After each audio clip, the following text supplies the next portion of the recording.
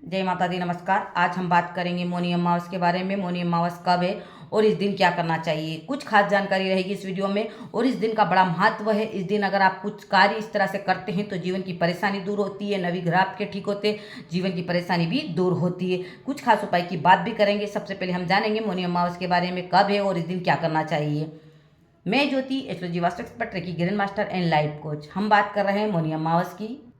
मौनी अमावस से 18 जनवरी 2026 रविवार के दिन मौनी अमावस रहेगी। इसका समापन 19 तारीख को होगा। उदय तिथि के अनुसार ही 18 तारीख को मौनी अमावस रहेगी। इस दिन खास सहयोग भी बन रहा है, ग्रहों का भी सहयोग बन रहा है। मकर राशि में तीन ग्रह त्रिग्रह योग बन रहा है और चंद्रमा भी अच्छी राशि में विराजमान रहेंगे। कुछ ग्रहों का सहयोग भी अच्छा रहा है। आपके ग्रह भी मजबूत हो, इसके लिए क्या करें उस बारे में भी बात करेंगे। पितरों की कृपा मिले उसके लिए क्या करें आप, मानसिक शांति मिले, जीवन की परेशानी दूर हो। जैसे मौनी अमावस, मौन रहकर क्या करें आप जिससे आपको फायदा हो, इस बारे में भी बात करेंगे। कुछ सात बिंदु पर बात करेंगे और कुछ अलग बिंदु पर भी बात करेंगे। आपको जैसा भी लगे आप इस दिन जरूर करें। मौन रहिए, ज़्यादा से ज़्यादा अगर आप मौन रहते हैं तो इससे आपको आपकी आत्मशक्ति बढ़ेगी। और संकल्प कर कर भी अगर आप मौन रह सकते हैं, आप जिस प्रकार भी आपको मौन रहना, आप संकल्प लेकर भी मौन रह सकते हैं। 1 घंटा 2 घंटा 4 घंटा पूरा दिन, जिस तरह से भी। ऐसा करने से आपको रहस्यमय शक्ति प्राप्त होगी और आप मौन रहकर जो भी कार्य करेंगे तो आपकी सकारात्मक ऊर्जा तो आपको मिलेगी, आपके ग्रह भी अच्छे होंगे, मानसिक शांति मिलेगी और जीवन की परेशानी दूर होगी। आध्यात्मिक क्षेत्र में उन्नति होगी और आपका ध्यान अच्छे से लगेगा। जो काम पर फोकस नहीं हो रहा वो काम भी आपका अच्छे से बनेगा और जो भी दिक्कत आ रही वो दूर होगी। इस दिन ज़्यादा से ज़्यादा मौन रहने की कोशिश करें। संकल्प लेकर 1 घंटा 2 घंटा 4 घंटा या पूरा दिन भी मौन रहे। और खास ईश्वर मतलब आप ईश्वर में आस्था रखें, ईश्वर का स्मरण करें। आप जिस भी देवी देवता को मानते हैं उनका मंत्र की चैटिंग भी आप मन मन में कर सकते हैं। भाव अच्छे रखें और गलत शब्द का इस्तेमाल बिल्कुल ना करें। मौन रहिए ज़्यादा से ज़्यादा, इससे आपकी आत्मशक्ति बढ़ेगी और शांति मिलेगी, जीवन की परेशानी दूर होगी। दूसरे पॉइंट पे बात करें तो पितरों का आशीर्वाद मिले, पितृदोष आपकी कुंडली में है तो भी दूर हो जाए और पितरों से मुक्ति मिले, मतलब पितृदोष से मुक्ति मिले। इसके लिए क्या करें, इस दिन आप खास दिन है, सर्वश्रेष्ठ दिन है मौनी अमावस का।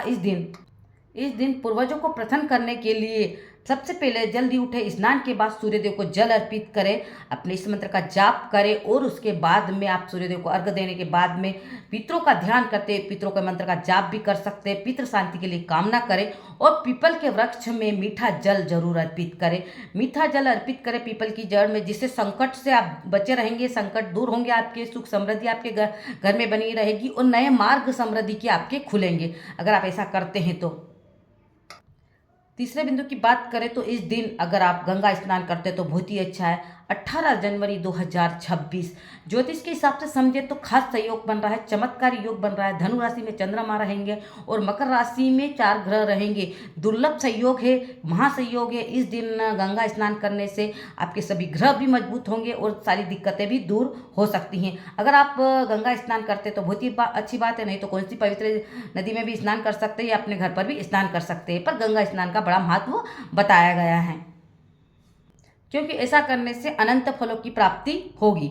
अब हम बात करें चौथे पॉइंट पर, तो चौथी चीज आप क्या करें इस दिन, आप पापों से मुक्ति मिले इसके लिए पहले भी बताया गया है, गंगा स्नान करें। गंगा जी में इस दिन, जैसे कि पवित्र नदी है, इस दिन देवी देवता का वास होता है और यहाँ पर स्नान करने से पापों का नाश होता है और जो भी परेशानी वो परेशानी भी दूर होती है।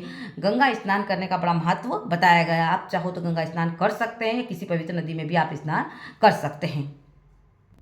पांचवें उपाय की बात करें, पांचवें बिंदु पे बात करें तो आप क्या दान करें। आप स्नान करेंगे, पूजा पाठ करेंगे, उसके बाद दान करें।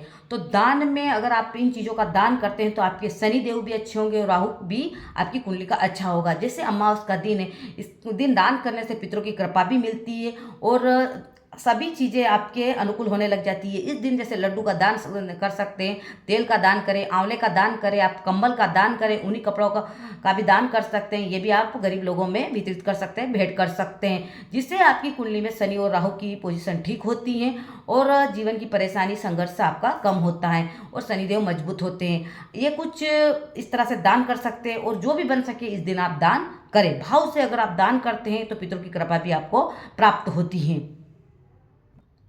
छठा उपाय की बात करें तो ये भी खास है। आप अपने इष्ट मंत्र का जाप करें, अपने घर में आप दीपक लगाइए, घी का दीपक लगाइए, अपने घर के मंदिर में दीपक लगाइए, धर्म स्थान पे जाकर दीपक लगाइए। आप जिस भी धर्म को मानते हो उस धर्म स्थान पे जाकर दीपक लगाइए, मंत्रों का जाप करें, अपने इष्ट मंत्र का जाप करें, महादेव के मंत्र का जाप करें, महादेव को जल अर्पित करें, जो भी बन सके आप करें। विष्णु सहस्त्र नाम का पाठ करें, जिससे आप दीपक लगाते हैं, विष्णु सहस्त्र नाम का पाठ करते हैं तो आपकी सभी परेशानी दूर होगी, सभी ग्रह मजबूत होगा, पारिवारिक सुख मिलेगा। आप परिवार में जो कला है, परिवार में जो दिक्कत आ रही है वो दूर होगी अगर आप इस तरह से पूजा आराधना करते हैं। अपने घर में दीपक जरूर लगाइए इस दिन और खास मंत्रों का जाप जरूर करें। भाव अच्छे रखें, ज़्यादा से ज़्यादा मौन रहने की कोशिश करें और पूरे घर के सदस्य एकजुट होकर मौन रहिए। थोड़ी सी देर अपने कुल देवता के देवी का ध्यान करते हुए भी आप मौन रह सकते हैं, मंत्रों का जाप कर रही है, मन मन में मौन रह सकते हैं। किसी भी प्रकार मौन रहने की कोशिश जरूर करें। एक सातवां उपाय की बात करें तो खास है, जैसे पुराने लोग जो कहते हैं वो बात भी सही है और अभी जो है, अगर आप इस तरह से पूजा आराधना करते हैं तो पितरों की कृपा तो मिलती ही है और जीवन का संघर्ष भी कम होता है। क्या करना चाहिए इस दिन?